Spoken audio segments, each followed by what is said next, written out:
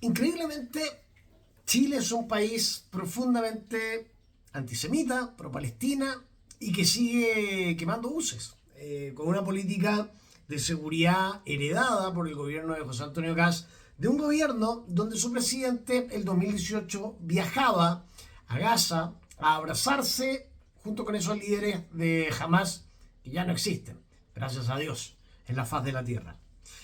Ahora, Chile, país pro-Palestina, marxista, leninista, trotskista, con apenas un gobierno de derecha entre 1973 y 1989, el de Augusto Pinochet Ugarte, un gobierno tibio de centro derecha, de Alessandri, dos gobiernos demócrata cristianos de Sebastián Piñera y un gobierno republicano, o sea, globalista, que finalmente gobierna con políticas de seguridad heredadas de un demócrata cristiano como Piñera y de un plan de seguridad de un presidente pro Hamas y pro palestino y profundamente antisemita. ¿Qué esperamos que pase de todo esto? El escenario que les describo es el Chile que combina dos fenómenos muy particulares. Por un lado, una postura diplomática y social sumamente volcada hacia la causa palestina y por el otro, un problema crónico de seguridad urbana y violencia como la quema de buses que arrastra al país desde hace años y que no ha logrado ser desactivado ni siquiera bajo un cambio de giro de signo político hacia la supuesta derecha con el presidente José Antonio Kast. Para entender esta radiografía de 2 minutos con perspectiva histórica y de seguridad, hay que desglosarlo en 3 dimensiones, o sea, en 3D. ¿Por qué Chile es pro-palestino? La postura de Chile respecto al conflicto en Medio Oriente no nació de una ideología de izquierda reciente, sino de un fenómeno demográfico único en el mundo occidental. A ver, Yasser Arafat era profundamente marxista. El líder de la yihad islámica era profundamente antioccidente. La yihad islámica que se instaló en los colegios chilenos privados en 1982 con los primos, amigos de Daniel Jadwe, y gente que trabaja en la municipalidad de Recoleta hasta el día de hoy, no porque me lo contaron, porque yo lo vi, en el colegio Cambridge College en Villavicencio 323, detrás del GAM otrora edificio Diego Portales, donde mi almirante Amerino hacía oficina junto a mi general Pinochet. Chile ya en esa época era una mezcla de comunistas, marxistas, leninistas, trotskistas y ligadistas islámicos. Todos se abrazaban en la causa antioccidente. Qué loco, ¿no? Entonces, esto obviamente no está en el relato oficial porque, por lo que te voy a explicar ahora, la mayor comunidad fuera del mundo árabe es la chilena. Chile alberga la comunidad palestina más grande del planeta. O sea, los problemas que tenemos nosotros con la yihad islámica son estudiados en Europa. Son sujetos de estudio. Y esto es lo que no te cuentan los gobiernos chilenos. En Chile se estudia cómo la yihad islámica, cómo Hamas y Hezbollah se han metido con estos colectivos antifas que otra vez se disfrazan de causa pro-palestina. Son exactamente los mismos. De hecho, el colectivo antifascista es liderado por Daniel Jadwe, un pro-Hamas declarado. Entonces, imagínate para ti como chileno que tú eres el único país en Latinoamérica, fuera de Venezuela, Cuba, que tienen o sea, el único país en el mundo con la comunidad palestina más grande del planeta. Estamos hablando que hay entre 450 y 500 mil personas. Los primeros inmigrantes, que en su mayoría eran cristianos, pero que ya no lo son, llegaron a finales del siglo XIX, a principios del siglo XX, huyendo del Imperio Otomano, de los turcos de hoy.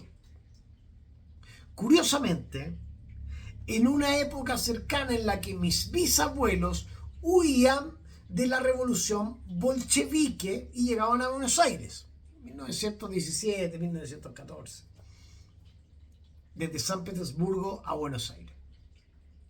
Entonces, a diferencia de otros países, la causa palestina en Chile no es exclusiva de la izquierda. Por eso los judíos no llegaron en su mayoría a Chile, llegaron a Argentina, porque sabían que la mayoría de los radicales palestinos estaban asilados en Chile ya desde el siglo XIX. La comunidad palestina, imagínense, desde el siglo XIX, se integró con un éxito económico, social y político brutal. Hoy hay parlamentarios palestinos, empresarios palestinos, alcalde de origen palestino, tanto en la izquierda como en la derecha tradicional, que controlan todo. Instituciones como el Club Deportivo Palestino, que estuvieron presentes con su barra antifascista en el falso estallido social. Eso fue un símbolo nacional, las poleritas para los niños palestinos. Por eso, el apoyo al Estado palestino de la diplomacia chilena es una política de Estado, histórica, transversal y no meramente partidaria. Por eso la Cancillería de Kast salió a defender a Víctor Chanfreu, que fue enviado con dinero de la Fundación Benéfica Amigos de Palestina, fundación liderada por el primer entrenador de la selección de fútbol de Palestina que hace esta fundación en Chile. ¿Ven cómo viene la mano? O sea, esto es una cuestión de política de Estado, porque la comunidad palestina controla la política, controla los medios de comunicación, controla el fútbol y están metidos en casi todo. Por otro lado, en Chile, la comunidad judía es activa, es influyente, pero demográficamente mucho menor. Estamos hablando de 18.000 personas. Ahora, yo sé, van a salir las primeras personas y van a decir, oye, pero Marx y Trotsky eran judíos. No, Marx era ateo. Y Trotsky, si bien era judío, estaba en contra del pensamiento capitalista que tenían los judíos, que precisamente huyeron de los bolcheviques que eran comunistas. Ahora, entonces los judíos no eran comunistas. No, porque a la gente, dentro del desconocimiento, se le enredan los Rockefeller, los dueños del banco, la historia del señor de bigotito, los egipcios, se le enredan 5.735 años de historia, porque la gente en general necesita tener un enemigo rápido. Para los problemas estructurales de cada estado, siempre buscan un enemigo en vez de buscar el culpable interno, siempre culpan a otro. Y desde hace 5.735 años o 75 años culpan a los judíos. Y mezclan todo, sí, es impresionante. Mezclan todo.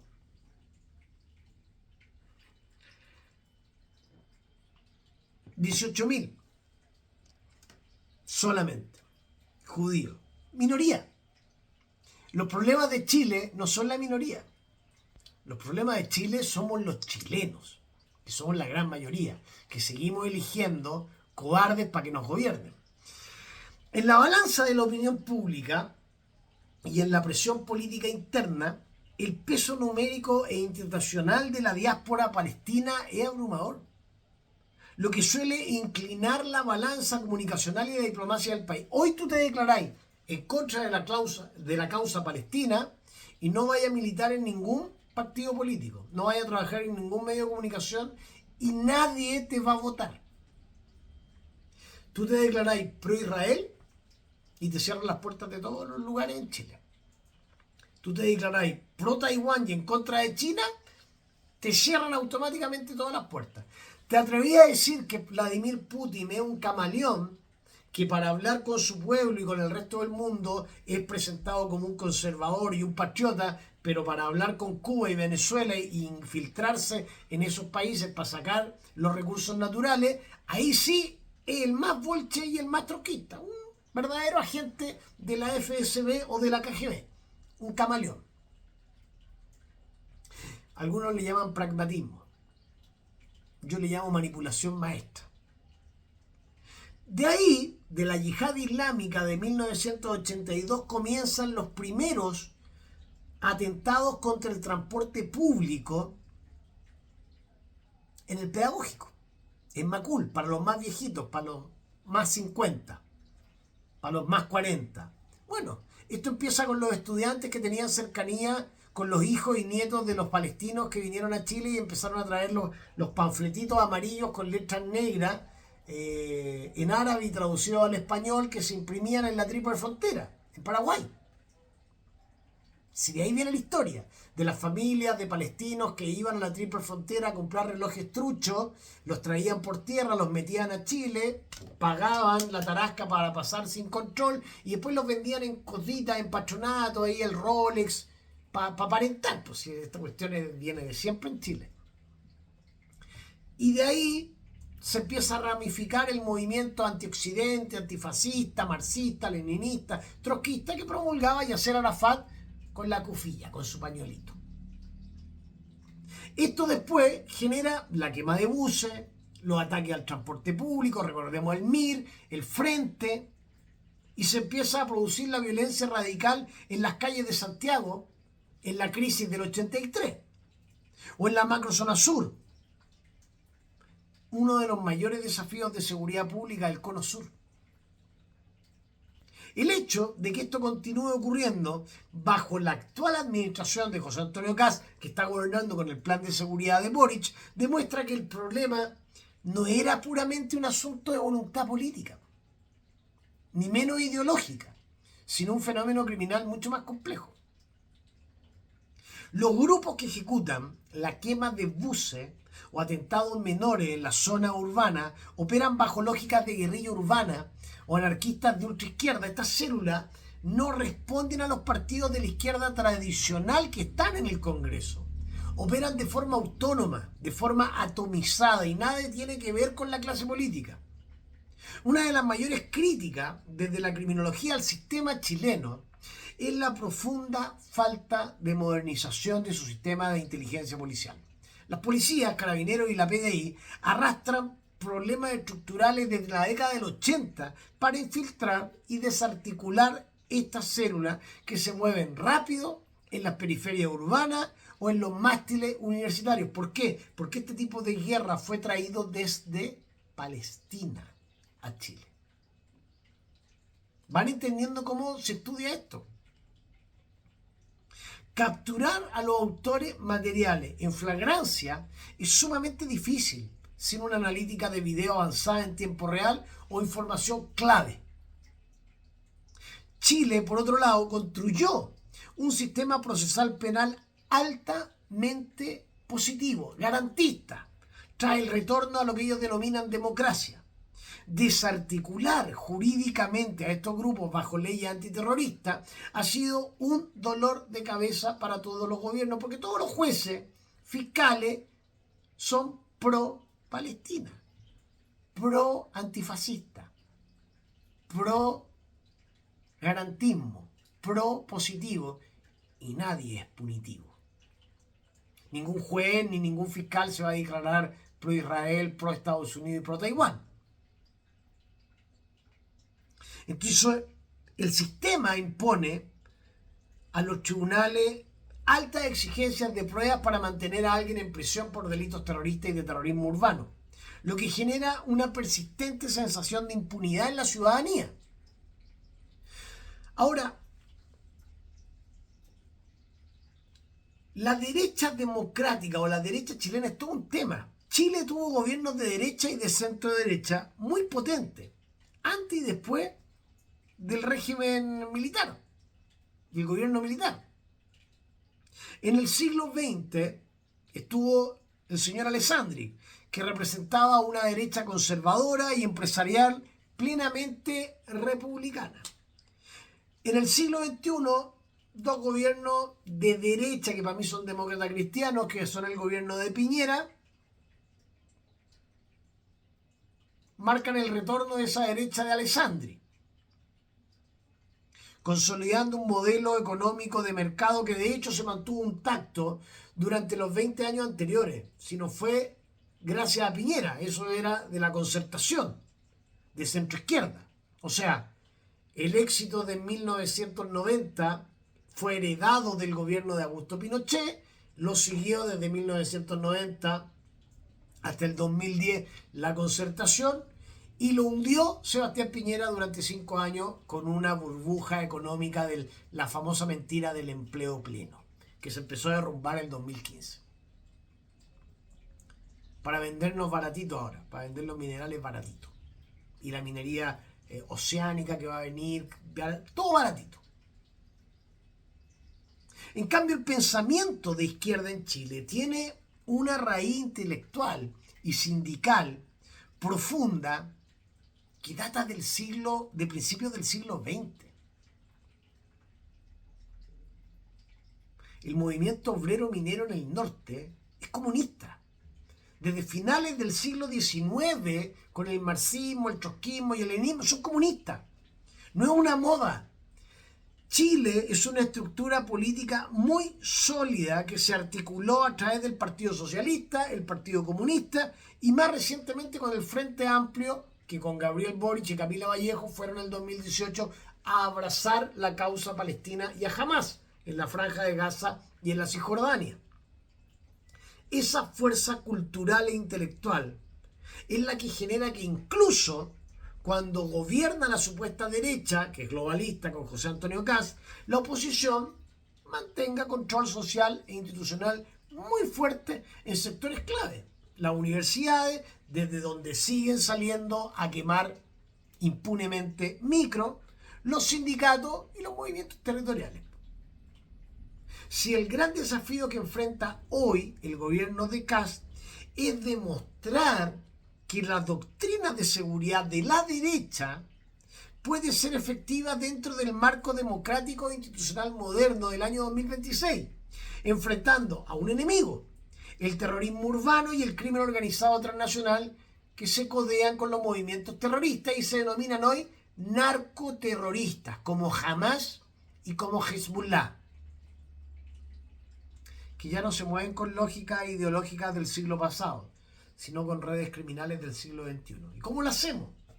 Si el actual gobierno gobierna con la política de seguridad heredada de Gabriel Boric. Buena pregunta, ¿no? Bueno, estoy a 2 días de llegar a Chile en un despliegue técnico investigativo y he asegurado el 69,64% de los recursos operativos que necesitaba para hacer este viaje. Mi tesis del falso estallido social ha evolucionado y los nuevos datos sobre los eventos de octubre del año 2019 indican una conexión fuerte con Medio Oriente, con España, con Argentina, con Paraguay, con la triple frontera y además con la macrozona norte y la macrozona sur, involucrando empleados públicos de diversas instituciones dentro y fuera de Chile. Estas investigaciones en terreno revelan patrones que en el corto plazo van a permitir georreferenciar e identificar a los autores y sus redes, posibilitando la generación de evidencia científica, no de opinión, evidencia científica que va a ser utilizada en denuncia ante tribunales chilenos y si no cambian los tribunales chilenos, tribunales internacionales, son delitos de terrorismo. Todo este trabajo va a quedar plasmado en mi tesis de licenciatura en Criminología y Seguridad, la cual cuenta con la orientación de la Universidad Americana de Paraguay, institución donde va a ser presentada. Paraguay, un país pro Estados Unidos, pro Taiwán y pro Israel. Posteriormente, esta investigación se va a convertir en un libro a disposición de toda la ciudadanía, como herramienta para que ustedes y yo podamos presionar a las instituciones correspondientes a investigar la verdad histórica y jurídica de lo ocurrido en Chile. Un proceso que estalló en octubre del 2019, pero que tuvo su origen en septiembre del año 2015. Tu aporte económico voluntario es vital para blindar este informe, para que sea independiente, para que no lo manejen los interesados en mantener una línea ideológica. Yo cuando empecé el 26 de abril buscaba 2.000 fiscalizadores ciudadanos que aportaran 1.000 pesos, una luca de forma voluntaria cada uno. De los más de 112.000 seguidores que tengo en todas mis redes sociales, 170 han comprendido la magnitud de este desafío y muchas gracias a todos ellos. Los datos de transferencia de la cuenta corriente y de la cuenta root están abajo de este video. He conseguido el 69,64% de los recursos operativos. Casi un 31% me falta. Con ese 31% pretendía comprar una tablet Lenovo en Entel plegable con teclado, lo que me permitiría empezar a escribir los datos de la pretesis y la tesis en esa tablet, y a través de esa tablet, que nada tiene que ver con todos estos otros periféricos, tener la tesis de forma segura. Para responder estas preguntas: ¿por qué eligieron la Plaza Baquedano? ¿Cómo llegaron a Chile? ¿Qué ruta eligieron? ¿Qué patrones geográficos se estudiaron? Si es que se estudiaron. ¿Dónde tuvieron la entrada y dónde tuvieron la salida de Chile? Si te dijera que muchos de ellos entraron y salieron por el aeropuerto Nuevo Pudahuel. ¿Por qué eligieron ese como el lugar propicio y las estaciones de metro y los lugares atacados? ¿Qué transporte usaron para desplazarse a lo largo de Chile? ¿Por qué las ferreterías y las estaciones de servicio que vendieron combustibles acelerantes como el queroseno no denunciaron la venta indiscriminada? Prefirieron guardar silencio, permitir que se quemaran muchas cosas. Recuerden que murió gente en estos eventos. ¿Son cómplices ellos? Y los que denunciaron fueron saqueadas sus estaciones de servicio y quemadas como la Petrobras de Vicuña Maquena. ¿Todos los negocios del eje baquedano fueron atacados o hasta el día de hoy hay algunos que sobrevivieron? ¿Y por qué sobrevivieron? ¿La Fiscalía, Carabineros y la PDI hicieron un estudio demográfico de los barrios atacados? ¿O nunca lo hicieron? Y si no lo hicieron, entonces, ¿no investigaron lo que sucedió alrededor de las estaciones de metro y de la Plaza Baquedano? Son preguntas, algunas, que voy a responder en mi tesis, con evidencia científica.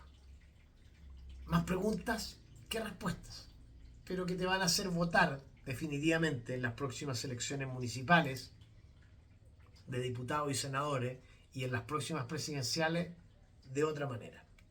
Yo soy Pablo Fontiroy y este es Fontiroy Código Criminal, mi segundo canal de YouTube. Te invito a suscribirte, notificarte y compartir este video. Nos vemos en un próximo informe.